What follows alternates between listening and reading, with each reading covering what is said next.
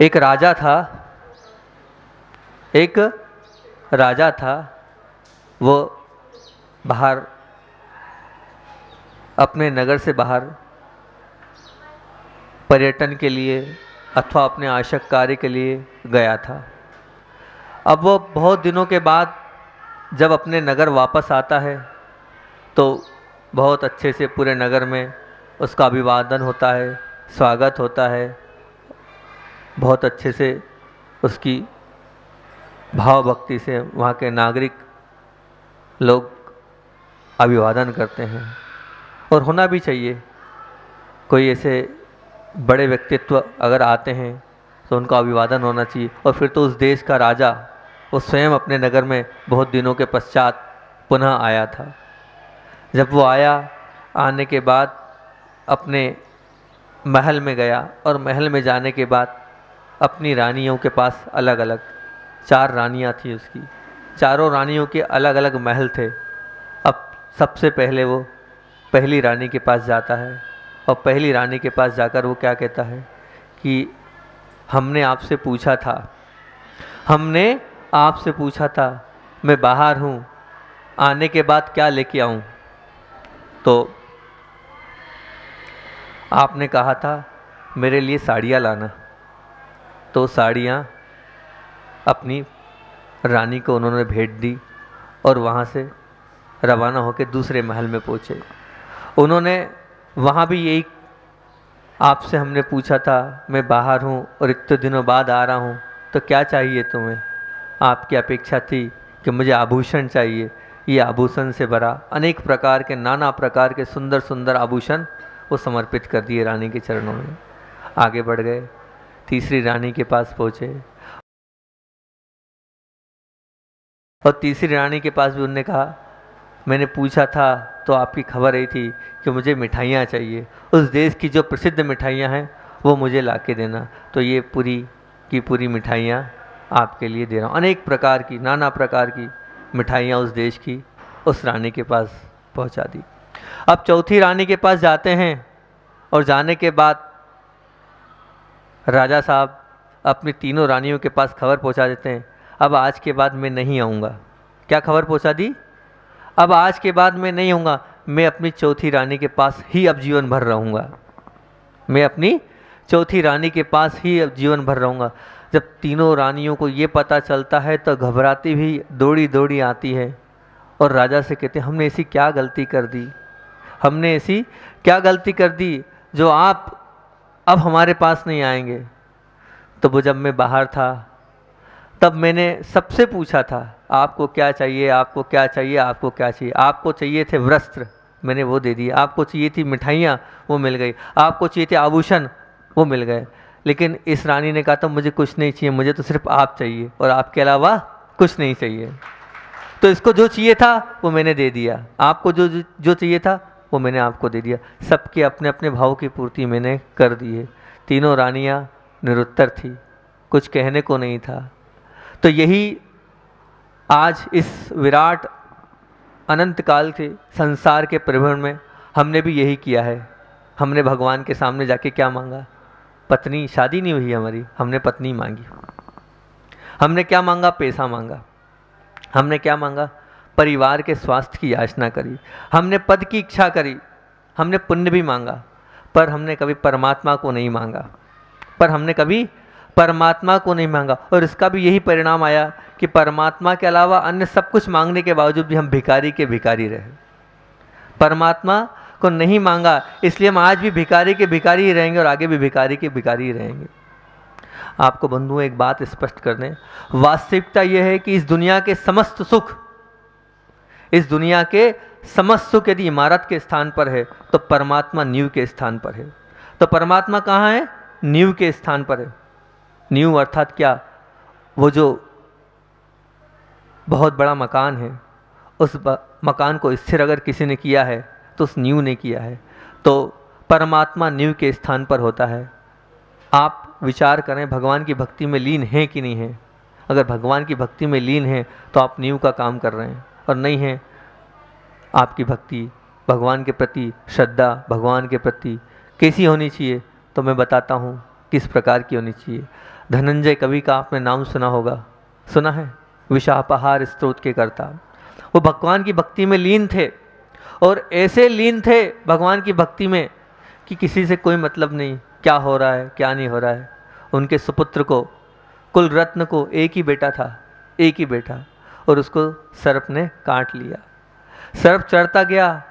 पत्नी ने जब घर खबर भेजी, सेठ थे बहुत बड़े, धनंजय के पास वो आए नौकर, वो सुनने को तैयार नहीं है, वो तो अपनी भक्ति में लगे हैं। जब पता चला कि वो सुन नहीं रहे हैं तो स्वयं सेठानी अपने बच्चे को ले आई, अब बचाओ इनको, कैसे बचाओगे, आपके भगवान बचाएंगे कि आप बचाओगे। वो मुस्कुराए और प्रभु भक्ति में लीन हो गए, और वो प्रभु भक्ति के माध्यम से क्या हुआ, वो विष भी निर्विष हो गया। कैसे हुआ, प्रभु के भक्ति से, क्योंकि परमात्मा को उन्होंने नींव माना था कि परमात्मा ही नींव है। अगर मैंने परमात्मा की आराधना करी तो मुझे सब कुछ मिल जाएगा, जो मैं चाहता हूँ वो सब मिलेगा। तो इमारत के स्थान पर भले ही आपके सुख हैं, लेकिन नींव के स्थान पर क्या है, परमात्मा है। इस दुनिया में जितनी भी सफलताएं हैं वो परिधि के स्थान पर हो सकती है। जो भी सफलताएं आपकी, मान लिया वो काय के स्थान पर, परिधि के स्थान पर हो सकती, लेकिन ध्यान रखना परिधि अर्थात क्या, गोल। परंतु एक बात ध्यान रखना, उस परमात्मा का, उस परिधि का मूल स्थान क्या होगा, केंद्र स्थान क्या होगा, वो बिंदु जहाँ से वो परिधि निकल रही है। तो ये जो परमात्मा है ना, ये परमात्मा भी उस केंद्र स्थान के रूप में है। वो गोला कहाँ से खींचेगा बताओ, कहीं ना कहीं तो उसको गोला खींचने के लिए रखना पड़ेगा ना। वो गोला चारों तरफ खींचा है, केंद्र स्थान पर रखकर ही खींचा है। इसी प्रकार परिधि बहुत अच्छी लग रही है, गोला बहुत अच्छा लग रहा है, लेकिन इस गोले को खींचने में सबसे पहले क्या है, बीच में मध्य बिंदु, वो सब कुछ है, मध्य स्थान वो सब कुछ है, केंद्र स्थान वो सब कुछ है। तो आपका परिधि भले ही आपके सुख के लिए, सुविधा के लिए हो सकती है, देखने के लिए हो सकती है, लेकिन उसका मूल आधार क्या है, केंद्र स्थान, वह मध्य बिंदु है। इसी प्रकार भगवान भी उस मध्य बिंदु की तरह है। अगर हमने भगवान को मध्य बिंदु के रूप में माना है तो निश्चित हमें सफलता अवश्य मिलेगी। और आगे बढ़ें तो आपकी जितनी सफलताएं हैं वे सब सफलताएं परमात्मा के केंद्र के स्थान पर तो हैं। इसके लिए एक छोटी सी बात याद आ गई, पहले बीच में वो बता देता हूँ। मैं अच्छी चीज़ याद आ गई, पहले वो बताता हूँ फिर आगे बढ़ता हूँ। मैंने निर्दोष सागर जी महाराज जी के मुख से सुना था कि उनके जो गुरु हैं पन्ना लाल जी शास्त्री जो साहित्याचार्य हैं, जिन्होंने अनेक ग्रंथों की हिंदी करी है, उन्होंने पद्म पुराण की हिंदी करी है और भी अनेक आदि पुराण की और अनेक ग्रंथों की हिंदी करी है और अनेक विद्वानों को पढ़ाया अपने जीवन काल में। वो परीक्षा देने के लिए जा रहे थे, विद्वान तो थे, वो एक परीक्षा को पास करना चाह रहे थे। अब उन्होंने पूरे साल पढ़ाई नहीं करी, उनको विकल्प हुआ कि पूरे साल मैंने अध्ययन नहीं किया, अब मैं परीक्षा देने तो जा रहा हूँ, कॉलेज की पढ़ाई है और जा तो रहा हूँ, और 10 प्रश्न आने हैं। क्या आने हैं? 10 प्रश्न आने हैं। अब मैं क्या करूं? उन्होंने कुछ नहीं किया, रास्ते में जा रहे हैं, 2 घंटे का रास्ता है, भगवान की भक्ति करी और सहस नाम का पाठ चालू कर दिया उन्होंने। भगवान के 1008 नाम, भगवान की भक्ति प्रारंभ करी और 1008 नाम उन्होंने पढ़े। 1008 नाम पढ़े उन्होंने, बिल्कुल सत्य घटना है। 1008 नाम उन्होंने पढ़े, भगवान की भक्ति करी और उसके बाद पुस्तक उठाई। पुस्तक उठाने के बाद जो उन्होंने प्रश्न 5 याद किए, उस 2 घंटे में वही के वही 5 प्रश्न वहाँ पर आ गए। वही के वही 5 प्रश्न वहाँ पर आ गए। बहुत भक्ति से भगवान के 1008 नाम वहाँ पर उन्होंने स्मरण किए और वो 1008 भगवान के नाम स्मरण किए। सोचो, विचार करो, वो वही के वही प्रश्न आए और फिर से उनको गोल्ड मेडल मिल गया। वो सिर्फ 1 घंटे 2 घंटे की पढ़ाई में, पर क्या भगवान के प्रति आस्था थी। वो सफलता कब मिली? जब भगवान के प्रति पूरी भक्ति थी। इतनी भक्ति, इतनी आस्था आपकी होगी जब आपके साथ घटित होगा। आप ऐसा गेम मत खेल लेना, नहीं तो आप आजा महाराज जी हमारे साथ तो ऐसा नहीं हुआ।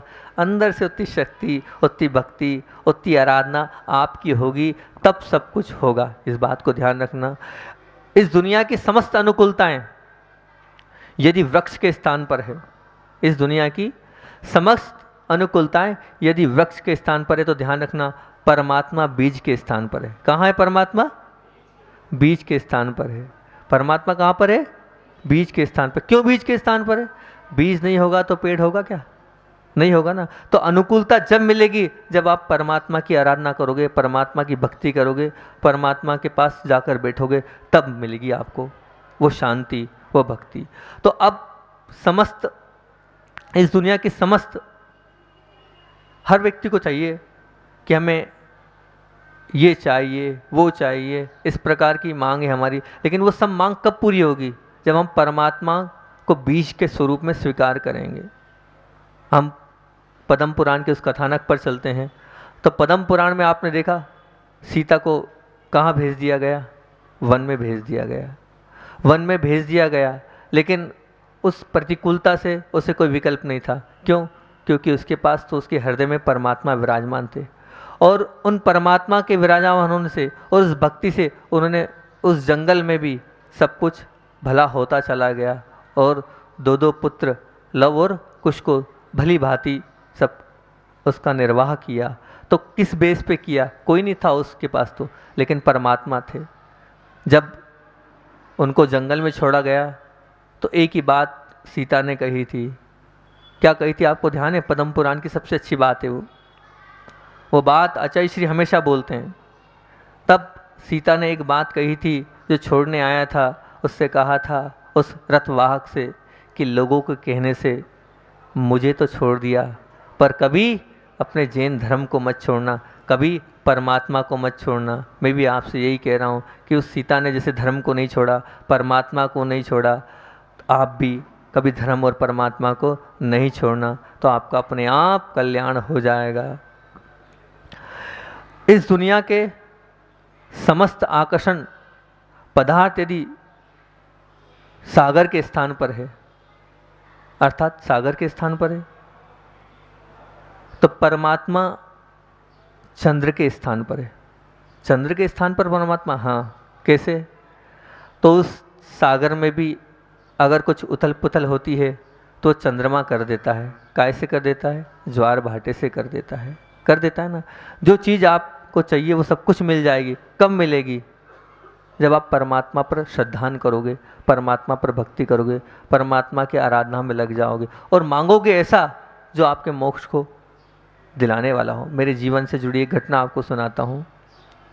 आप लोग शायद नेमावर तो गए होंगे, गए हैं नेमावर? सिद्ध क्षेत्र है नेमावर। वो सिद्ध क्षेत्र है जहाँ पर मुनियों का मोक्ष हुआ है, परमात्मा की अवस्था वहाँ से प्राप्त हुई है। ऐसा वो सिद्धोदय सिद्ध क्षेत्र है। उस क्षेत्र पर आज से लगभग 200 वर्ष पूर्व प्राचीन जिनबिंब वहाँ नर्मदा नदी से निकले थे। एक आदिनाथ भगवान, एक शांतिनाथ भगवान और एक मुनिश्रवतनाथ भगवान, ऐसे 3 जिनबिंब वहाँ से निकले थे। अभी कुछ साल पूर्व और पार्श्वनाथ भगवान निकले। तो एक खातेगांव पहुँच गए, एक हरदा में है और एक नेमावर में है गांव के मंदिर में, और एक वहाँ पर विराजमान है। हुआ ये कि हर बार, मतलब हर बार से तात्पर्य हम लोगों की ब्रह्मचर्य अवस्था में संघ में एंट्री हो गई थी, लगभग सन 1999 से 2000 में। उसके बाद इच्छा ये थी कि जल्दी से जल्दी दीक्षा हो, जल्दी से जल्दी दीक्षा हो, भावना ये थी। और हर वर्ष ऐसे ही होता था कि हम बड़े बड़े बाल करके चतुर्मास में जाते थे कि इस बार दीक्षा होनी है, होगी। 1 साल हुआ, 2 साल हुआ, और तीसरे साल तो पूरा लगभग फाइनल था, अमरकंटक में दीक्षा होनी ही थी। पर तेज कर्म का उदय था, उस बार भी दीक्षा नहीं हुई हमारी। बहुत अंदर से विकल्प रहा, कब ये कपड़े उतरेंगे। तो हर बार चतुर्मास के प्रारंभ में हम लोग सब ब्रह्मचारी लोग जाते थे। टोपी मंडल था हमारा, प्रभात मंडल भी लोग उसको कहते थे। तो सब लोग जाते थे। तो जाने के पहले जब हम अपने घर से निकले तो सबसे पहले हम खातेगांव के मुनिश्वरनाथ भगवान के सामने एक ही श्रीफल रखा। हे प्रभु, कुछ नहीं मांग रहा हूँ मैं। मांगने की चर्चा चल रही थी प्रभु से मांगने की, तो यहाँ मैं बता रहा हूँ कि क्या मांगा था हमने यही मांगा, हे प्रभु कुछ नहीं मांग रहा हूँ, बस अगली बार पीछे कमंडल के साथ आना चाहता हूँ, इसके अलावा और कोई भावना नहीं है। अगले स्थान पर पहुँचा मैं नेमावर, वहाँ भी यही भाव से नारियल चढ़ाया, प्रभु कुछ नहीं चाहिए, सिर्फ पीछे कमंडल चाहिए, उसके अलावा कोई अपेक्षा नहीं है। वहाँ भी दर्शन किए। वहाँ से क्षेत्र में आया, पार्श्वनाथ भगवान जो अभी पुल बन रहा था तब निकले।